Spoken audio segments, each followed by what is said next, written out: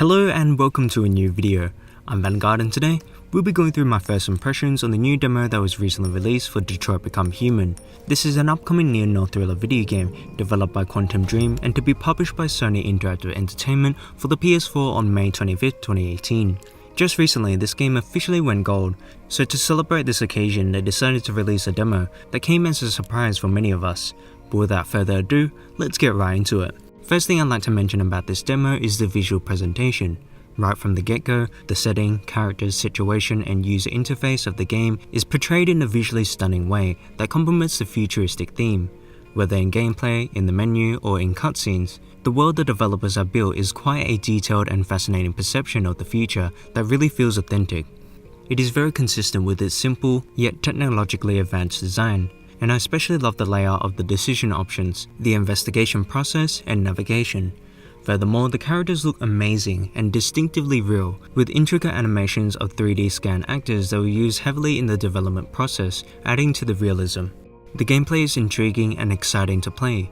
In the demo we are introduced to Connor, who is one of the 3 protagonist androids in the game. I've seen this specific demo on multiple occasions in trailers, however actually playing this scene for the first time is a real treat. First, players are tasked with an investigation to save an innocent little girl. You can search for clues as much as you want to help in the final showdown between the enemy android. When searching for clues, you may play back a cutscene of what happened in a particular situation, such as the death of a certain person. Again, visually it looks stunning. The gameplay mechanic is definitely a cool and unique concept that kinda reminds me of the awesome mechanic that was used briefly in Batman Arkham Knight. Upon completion, a percentage may appear and increase as an indication of success in the mission, which rewards players for looking for evidence, another smart feature that pushes the players to explore. When it comes to making decisions, it's littered everywhere throughout the game, such as choosing whether or not to pick up a gun, helping an injured policeman, and etc. The time limit of decisions that have to be made in pivotal moments offers the ultimate cinematic experience, with realistic dialogue timing. The dialogue options are all written well from my experience.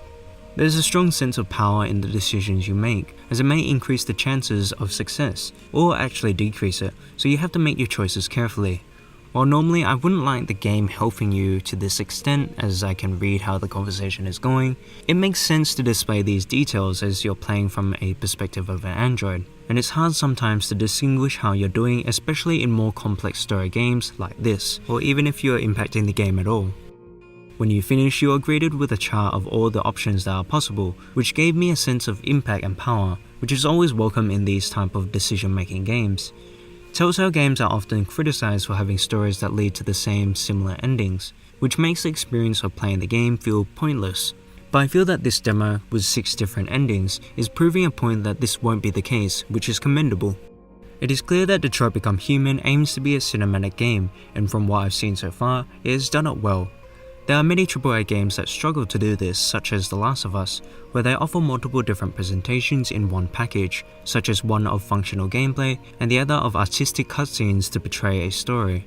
Whereas Detroit on the other hand makes the experience more consistent and smooth. While it still does offer 2 main styles of presentation from what I've seen between the investigation and the confrontation situations, one where you move primarily behind Connor with more options of environmental interactivity, and the other, more dynamic movement with the camera around the focus with greater emphasis on the story. The transition is much smoother between the two, as similar options are still available in both scenarios. The 2 styles offer similar things, which minimizes the break from immersion that is typically seen in AAA games. For more on this topic, watch Mika Edmonds' video on what makes a cinematic game. Really awesome video of a heavily underrated channel. Anyways, let's just hope it maintains this aspect. The plot has been engaging, and I was left looking at this game as a promising product that I'm very excited for. The themes and storyline that they've showcased in the trailers so far seem interesting and mature. My only concerns or criticism so far is the controls don't feel the best when moving around sometimes. An example of this is the game requires you to move the right analog stick to interact with specific items sometimes, and occasionally it can get annoying when trying to change the camera angle at the same time. Also, the dialogue options to the players may be a little bit plain and uninformative in certain situations. While it adds to the cinematic experience with its simplicity, you might not exactly know how the characters will approach said option due to the low quantity of data the game gives you.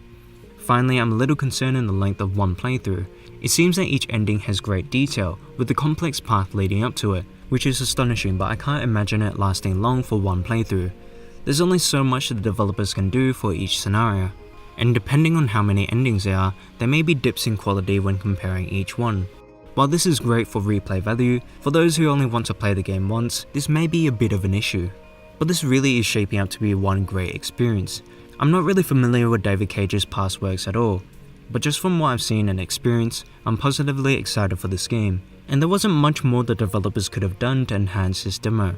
That about wraps up this video. If you enjoyed, please leave a like, comment, subscribe. Let me know what your thoughts are down below. Thank you all for watching. Until next time, I'll see you later.